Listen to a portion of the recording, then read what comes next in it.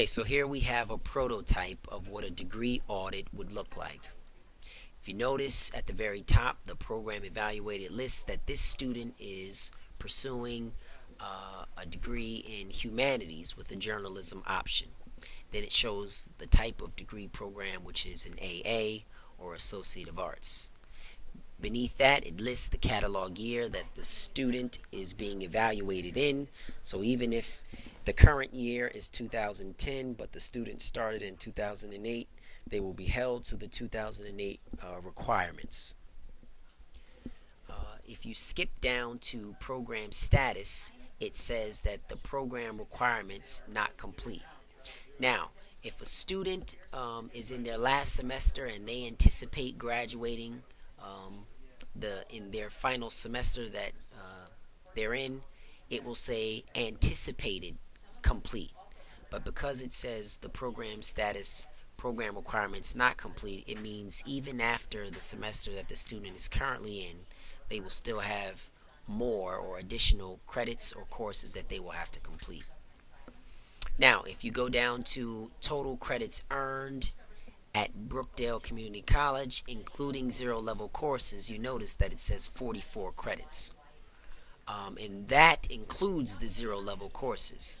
So all of those credits are not going to count toward the actual 60 credits or however many credits you need to complete your degree.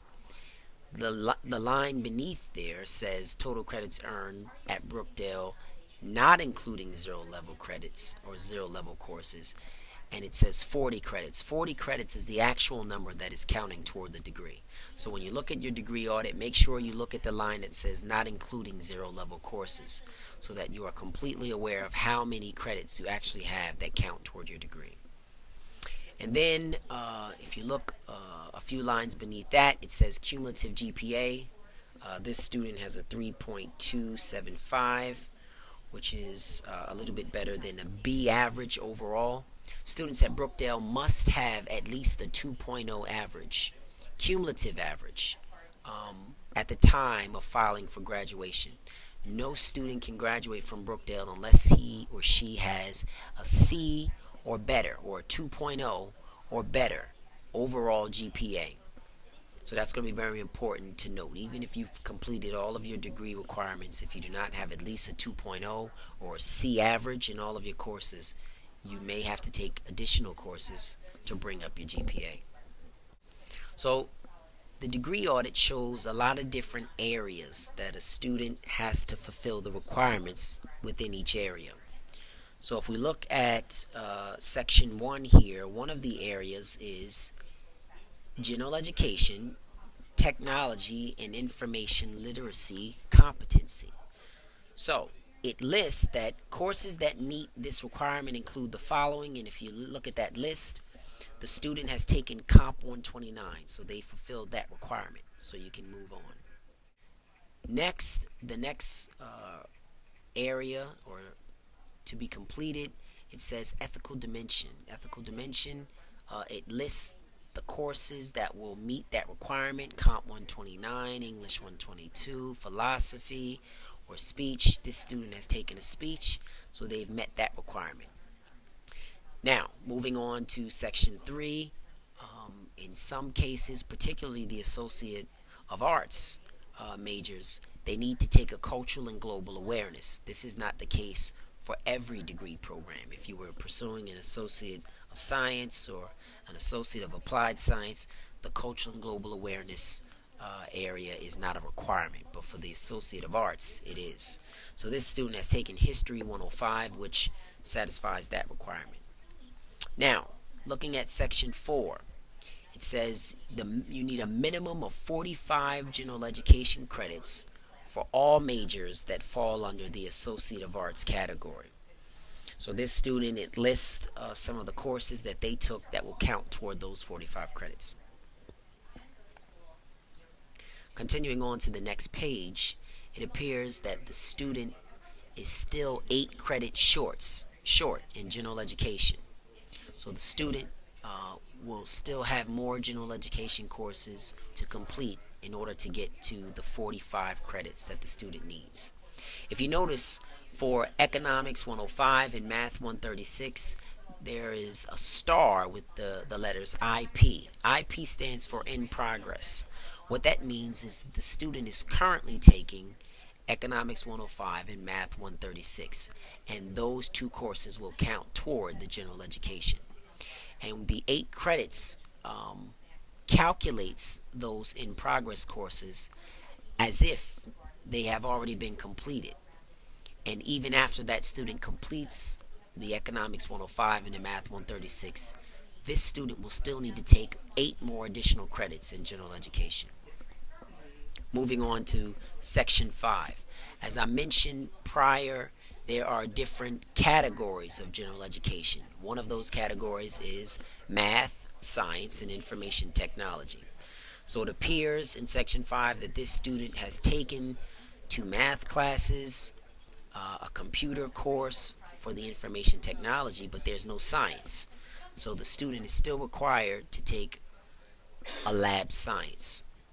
So if you look in Section 5 under the Section C, it lists explicitly that 4 credits are needed, and that would be the lab science that the student has yet to take. Whenever you see a long line across the screen and then it lists the amount of credits needed, it means that you have an area there where you need to take a course to fulfill the credits needed in those particular categories. Moving down to Section 6, you have the area of communications. This student is taking English 121, English 122, and speech, and has consequently fulfilled that requirement. Next is the category of social science, and this student appears to have taken political science 101, and economics 105 is in progress.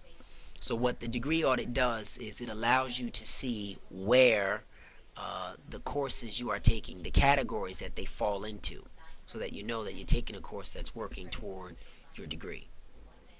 There's also a history requirement. This student is taking history 105 and history 135.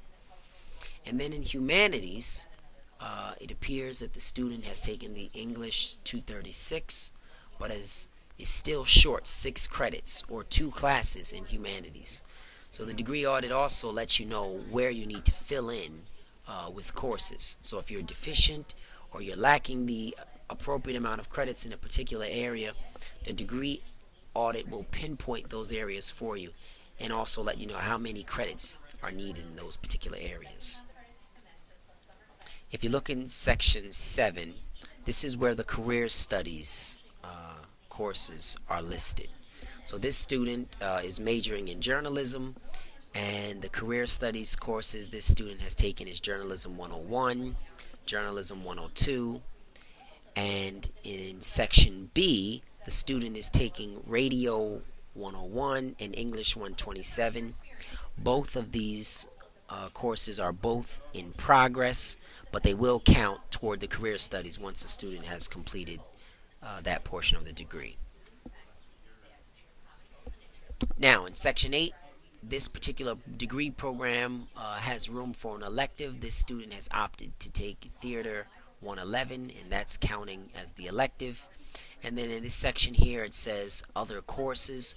Oftentimes you will see basic skills courses that have been taken that aren't necessary for the degree, or additional courses that a student might have taken for exploratory purposes or just simply because of mere interest. They will be listed in the other courses category. So this is the completion of the trial degree audit. Hopefully this will give you insight as to how to view and understand your degree audit. So lastly, this is sort of an overwhelming experience at times and can be a little bit confusing. If you would like to review your degree audit with a counselor to make sure that you're viewing it correctly and properly, this is strongly advised. You can contact the counseling division by calling 732-224-2555, and you can set up an appointment to meet with the counselor to make sure that you have all the courses you need to complete the degree requirements necessary for your degree program. I hope this has been helpful, and we look forward to assisting you in the counseling division.